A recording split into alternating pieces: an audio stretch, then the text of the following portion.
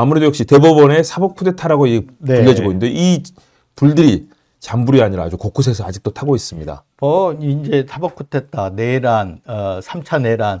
어제 이제 김민석 민주당 그 상임 공동위원장이죠. 김민석 위원장도 그런 표현. 그래서 3차 내란이다. 그렇죠. 1차는 윤석열, 2차는 한덕수 최상목, 그리고 3차가 조희대. 3차 내란으로 규정하고 사법 쿠데타 얘기를 했는데, 물론 반면에 국민의힘은 뭐 히틀러식이다, 뭐 김정은식이다 또 이런 반대 얘기를 하고 있죠. 얘기를 하고 있죠. 근데 이제 엄연하게 봐서 우리가 실제로 반신반의 설마 그랬냐 이런 생각을 했잖아요. 저도 그래서 토요일 방송인가요? 아니죠. 금요일 방송에서 반성을 좀 한 게 법원이라는 게 보수적인 법관들이 있다 하더라도 그래도 큰 틀의 어떤 상식의 범위에서 좌우를 왔다 갔다 하면서 움직이는 거거든요. 상식과 네. 합리성이 전제가 그렇죠. 되죠. 어느 기준에서 약간 왼쪽에 있으면 진보적으로 분류되고 약간 오른쪽에 있으면 이렇게 또 보수로 분류되고 그러는데 그런 측면에서 우리가 헌재도 바라봤고 그래서 헌재는 8대 0으로 탄핵 파면 결정이 나오지 않았습니까? 그렇죠. 국민의 상식적인 판단이 네. 함께 결합이 된 거죠. 네. 그래서 사실 저도 대부분이 그렇게 전원합의체 회부할 때만 해도 그런 어떤 상식적, 왜냐하면 저는 사법부가 책임을 다하기 위해서 대선 선거일 등록 전에 깨끗하게 해주기 위해서 그거는 그렇죠. 정치적 쟁점을 줄여놓고 그렇죠. 그렇죠. 후보 선택을 국민들이 이렇게 혼란스럽고 혼동스럽지 않게 하기 위해서 그런 합의체 회부해서 결정을 내주려고 봤거든요. 그런 경우에는 유죄 취지 파기 환송보다는 상고 기각일 거다라고 이렇게 90% 예측을 했고 이 방송에서도 그렇게 얘기를 했어요. 근데 엉뚱하게 혹시 그래도 유죄 취지 파기 환송이 될 수도 뭐 있지만 90% 이상 확신한다라고 얘기를 했는데 거꾸로 나왔거든요. 맞습니다. 그래서 금요일 방송 때 이제 반성도 하고 그랬는데 그런 측면에서 보면 저는 이제 그 국민 주권의 시간이라고 얘기하지 않습니까? 그렇죠. 선거는 국민 주권이 그렇죠. 발현되는 시간이죠. 어쨌든 이재명 후보가 민주당의 후보잖아요. 지금 현재로는. 그렇죠. 뭐 물론 이재명 후보는 수락에서 국민의 후보다라고 얘기도 하셨지만 지금 민주당의 후보인데 민주당 후보를 선출할 때 어떻게 합니까? 국민 여론조사를 통해서 또 하잖아요. 50%가 들어가 있단 말이에요. 그렇죠. 네. 그런 측면에서 보면 민주당의 후보지만 국민이 뽑아놓은 후보란 말이에요. 그렇죠. 공적 정당, 공당, 네. 국가로부터 수많은 지원을 받고 공적으로 존재하는 거지 않습니까? 그렇죠. 그 후보인데 사실은 저는 이제 이렇게 봅니다. 그러면 왜 대법원이 저런 식으로 전원합의체 해부하고 해부한 첫날 심리하고 이틀 뒤에 2차 심리하고 그리고 그로부터 7일 뒤에요. 2차 심리로부터 7일 뒤에잖아요. 그렇죠. 네. 7일 뒤에 이 유죄 취지 파기 환송을 해버렸단 말이에요. 네. 정말 놀라운 일이에요. 놀라운 일이죠. 그러고 나서 그 다음날 바로 다음날 파기환송 선고일을 15일로 잡았잖아요. 첫 기일을. 예, 그리고 이재명 대표한테 더 놀라운 거는 그냥 소환장 이렇게 한 게 아니고 인편으로 직접 혹시라도 촉탁 송달을 안 받을지도 모르고 사람이 없으면 폐물무죄라 그러거든요. 그렇죠. 그럼 변달이 안 되는 거잖아요. 그럼 또 보내야 되거든요. 그러면 시간이 이제 늦춰지거든요. 근데 그걸 막기 위해서 사람한테 쫓아다니면서 그러니까요. 전달하라고 하는 인편 송달을 이렇게 한 거예요. 그런 측면으로 봐서는 대법원이 확실한 의도가 있다. 거의 의도가 있다. 그 의도는 뭐냐? 이재명 후보의 후보 자격, 출마 자격을 박탈하려고 하는 거 아니냐. 실제 그렇잖아요. 유죄 취지 파기 환송이 되면 2심에서 무죄지만 1심에서 징역 1년에 집행유예 2년이 나왔단 말이에요. 그러면 그런 어떤 그 파기 환송심은 대법원이 내려놓은 결론, 그 범위 안에서 내릴 그렇죠. 수밖에 없거든요. 유죄 취지로 했기 때문에 거기에는 따라야 되는 거죠. 기속력이 있다 그러잖아요. 대법원 그렇죠. 판례. 기속력이 예. 있다고 하죠. 그러면 거기에 맞춰서 하는데 형량만 정해야 되는데 1심이 징역 1년 집행유예 2년을 이미 징역형을 줘버렸기 때문에 제가 보기에는 최소한 100만 원, 벌금 100만 원 이상은 나온다. 무죄하거나 이럴 수는 없다. 벌금 100만 원 되면 어떻게 됩니까? 피선거권 박탈이 되지 않습니까? 그렇죠. 그래서 대법원이 노리는 건 아마 그런 어떤 후보 자격 박탈 아닌가 이렇게 생각을 하고 있고요. 그리고 나서 15일 기일을 정한 걸로 봐가지고는 지금 기세로 본다면 6월 3일 이전에 끝날 수도 있겠다. 이런 생각을 지금 하기 시작했어요. 수많은 분들이 그런 생각을 예. 하고 있죠. 지금 수싸움이 치열한 수상전이 펼쳐지고 그래서 있습니다. 사법 쿠데타 얘기가 나오는 것 같아요. 그렇죠. 네, 당연히 그렇죠. 국민들이 선택한 후보를 갖다가 법원에서 날려가지고 출마 자격을 없애고 못 나오잖아요. 그렇죠. 지난 토요일 네. 우리 민병두 전 의원이 그렇죠, 그렇죠. 오셨는데 그 얘기를 했습니다. 이걸 윤떡대의 난이다. 아. 윤석열, 한떡수, 네. 항상 떡고물만 쫓아다니는 한떡수 그리고 네. 조희대. 네. 그래서 윤떡대의 난이다. 굉장히 좋네요. 이 발음하기도 좋고요. 바로 윤떡대. 다가옵니다. 아까 김민석 위원장이 했던 1차, 2차, 3차 내란이네. 윤석열의 내란, 그렇죠. 한덕세 내란, 조희대의 내란. 그러니까요. 똑같네, 3차 그러니까 내란. 1차, 2차, 윤떡대. 3차를 보여주고 있는데 네. 여기에는 국민이 빠졌고 민주주의가 빠졌고 헌법이 빠졌고 우리 법률과 규정과 관행이 다 빠진 네. 정말 그런 내란들 아니겠습니까? 그런 측면에서 이제 치열한 수싸움이 펼쳐지고 네, 네, 네. 있는데 그럴 그 것 같아요. 수싸움 속에서 야 이거 어떻게 되는 거냐? 뭐 우리 대표님이 네. 직접 취재해서 아, 또 예, 우리 예.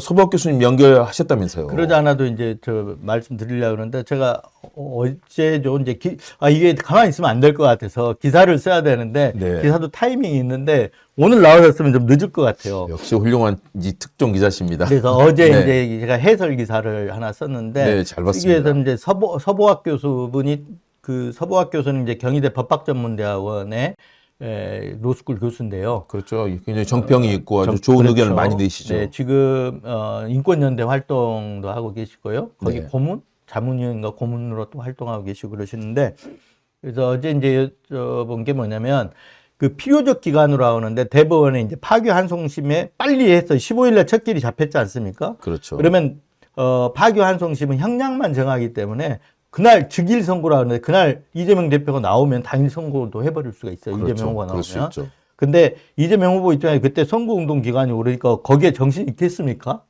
그렇죠.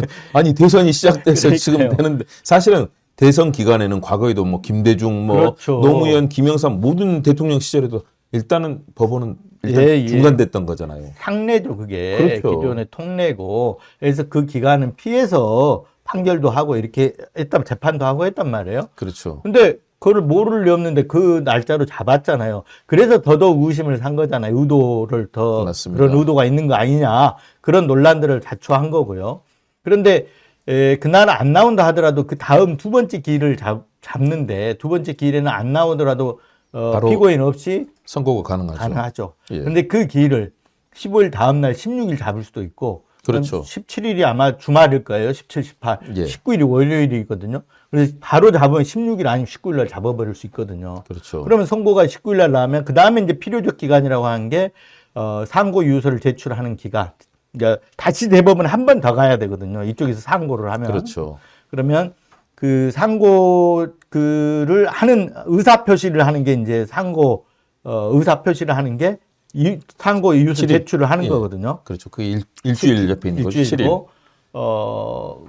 그리고 나서 그 다음에 이제 그 상고 이유서를 제출하는 게 이제 7일이 이제 그 내가 상고하겠다 의사표시하는 그렇죠. 거고 상고 이유서를 제출하는 게 이게 이제 기한이 20일이란 거기 말이에요. 20일이 되죠. 근데 서보학 교수 논리는 둘 다 필요적 기한, 그러니까 반드시 필요로 하는 기한으로 이렇게 이렇게 나와 있는 듯 하지만 대법원이 7일만 주고 20일 상고 이유서는 안 받고 그냥 상고 기각을 해버릴 수 있다. 이런 얘기거든요. 지난번 판결 한 거 보면은 충분히 그럴 수 있죠. 지금의 대법원의 그 기세라면. 기세라면 그럴 네. 수 있다라고 지금 하는 거거든요. 그러고 나서 근데 그럼 피고인 입장에서 내 방어권이 침해됐다라고 이의를 제기할 수 있잖아요. 그렇죠. 근데 이 이의를 제기해봐야 결국은 대법원에서 대법관들이 판단하기 때문에 기각하면 그걸로 끝이고 나중에 가서 버스 떠난 다음에 손 흔들어봐야 소용없다는 거예요. 그러니까요. 네. 그리고 실질적으로 헌법 소원 해봐야 이게 판결은 헌법 소원 대상이 안 되기 때문에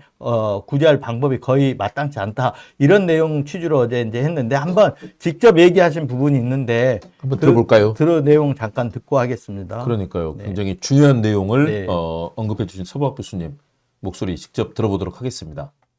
상고 유서 제출 기한은 무시할 수 있나요, 대법원이? 그래서 무시할 수 있다고 제가 말씀을 네, 드린 그래서 거죠. 한번 여쭤보는 거예요. 예. 무시하고 판결하면 되는 거죠. 뭐. 그 아무런 장애가 없습니까? 이쪽에서 그 판결이 나온 다음에 문제가 있다고 지적해봐야 대법원이 한 건데요. 뭐. 네. 그 절차 위반이나 이런 거 결국 대법원이 판단을 해야 되는데 자기들이 이미 1심, 2심 전에 상고심에서 네. 피고인 측의 주장은 충분히 들었기 때문에 네. 대상국이어서 볼 필요 없이 우리는 이런 결론을 내리겠다라고 판단하면 그만입니다. 그건. 최종심 판단이기 때문에. 거기에 대해서 뭐 헌법 소원하고 뭐 시간적으로 아, 다투고 할 시간도 아무 없는 조치가 없어요. 시간도 없지만 거네요. 예. 법적으로 아무 조치를 할 수가 없습니다. 제도상.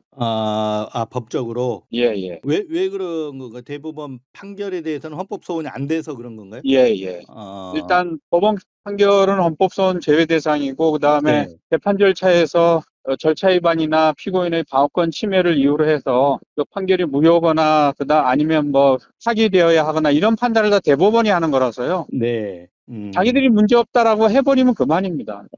예. 그러면 대응을 어떻게 해야 됩니까? 입법적으로 대응을 하는 건가요? 아니면 교수님은 저거 탄핵 얘기를 하셨잖아요. 지금 고법 상황에서는 그거밖에 없습니다. 탄핵. 고법부장 지금 현재 재판부. 예. 고법하고 가장 좋은 거는 고등법원에서 판결이 안 나오게 하는 거고요. 대선 전에. 네. 잘 들었습니다. 네. 소박 교수님이 걱정 어린 그러면서도 이 현재 상황이 어떻게 진행돼야 되는지 네. 그런 우려점들을 잘 짚어주셨는데요. 네, 아유, 네. 기민하게 또 전화 인터뷰 취재를 하셨네요. 근데 이게 처음에 했어야 되는데 다른 데 방송에도 이미 우리 네. 서 교수님이 방송을 하셨더라고요. 그렇죠. 여기저기 그래서 많이 네, 취재가 네. 들어가니까요. 예. 그래서 한 번 더 모셔가지고 자세한 얘기. 지금 이 상황이 계속 진행 중이거든요. 그럼요. 다음 주도 진행 중이고 15일날 1심까지는 계속 진행이 된단 말이에요. 맞습니다. 그래서 다음 주에는 전화 우리 김 교수님 한번 모셔가지고 얘기를 들어볼 만하다. 아유, 좋습니다. 싶습니다. 충분한 그런 네. 우리 현재 탄핵과 또 대법원의 이 판결 파장을 알려줄 수 있는 좋은 내용들이라고 생각됩니다.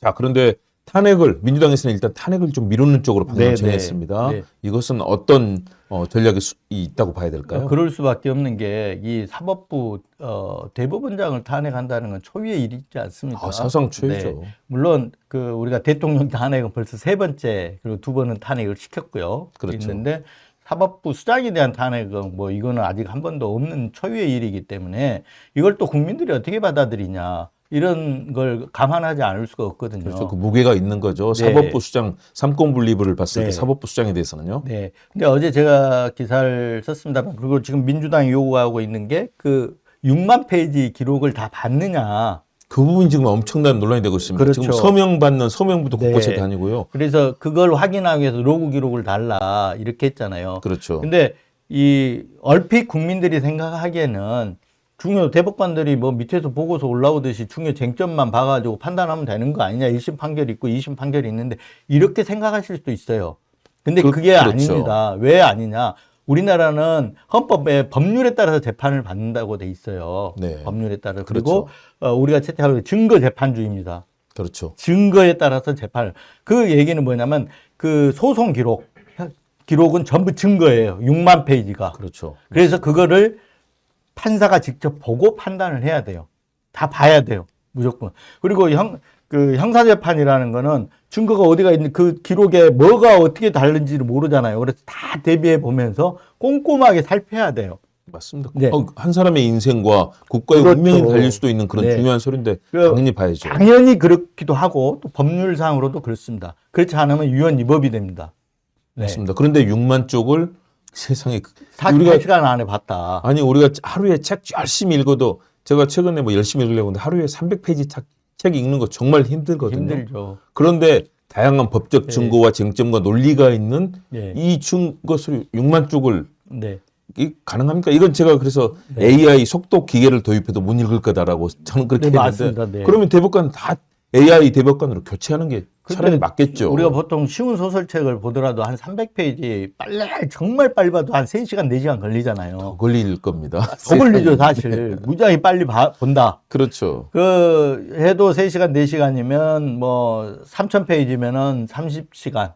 그리고 3만 페이지면은 300시간 이렇게 그렇죠. 걸리잖아요. 근데 이거를 48시간 안에 그리고 잠도 안 자고 했을 리도 없고 그렇지 않아요. 식음 준비하고 했을 리도 없잖아요. 그렇죠. 네. 어쨌든 그래서 그 얘기는 뭐냐면 그게 왜 중요하냐. 탄핵 사유가 되기 때문에 중요하다는 겁니다.